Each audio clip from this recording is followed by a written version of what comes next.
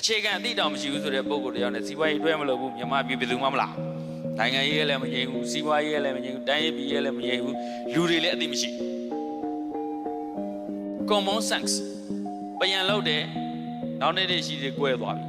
နော်အဲ့တော့ဘီလက်မြေဘလောက်ထဲမကြောက်ဘလောက်ထဲမသိဘူးပြန်လို့ဆိုတော့မရှိတော့ရှိတဲ့သူခေါ်ပြီးလောက်ခိုင်းရတာဟုတ်ဆိုတော့ကားမောင်းကျင်တယ်လို့မောင်းတယ်ပါကင်ထိုးကျင်တယ်လို့ထိုးတယ်စိုက်ကလည်းနေကျင်တယ်လို့နေတယ်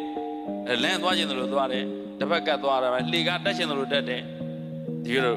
ဖက်နဲ့ချွတ်ကျင်တယ်လို့ချွတ်တယ်ဒီနိုင်ငံကိုရှင်များတို့ထင်ကြီးလိမ့်မယ်မထင်နဲ့ဗုဒ္ဓဘာသာနိုင်ငံဘာနိုင်ငံရှက်တရားတောင်ကောင်းနေဟုတ်လားတိခိရတောင်မနိုင်တဲ့နိုင်ငံနော်အဲ့ဒါဆိုတော့အာဂန္ဓုကဝေအာဂန္ဓုဆိုဘယ်လိုနေရမလဲအာဝတိကဆိုဘယ်လိုနေရဟောဒီခန္ဓာကဝေလောက်တော့မနိုင်တဲ့နိုင်ငံ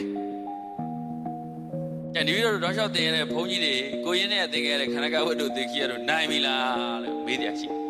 အဲ့ဒါဆိုတော့ရှင်များအသိမြင့်ပညာတွေ higher education တွေပါတယ်ကနတာအခြေခံတောင်တပည့်တော်တို့ကပိုင်နိုင်လက်တွေ့ကြဘဝထဲမှာမရောက်သေးဘူးဆိုရင်တော့ရှင်များတို့တပည့်တော်တို့လူတော်မတိုးနိုင်ဘူး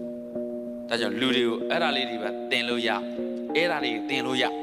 အဲ့ဒါ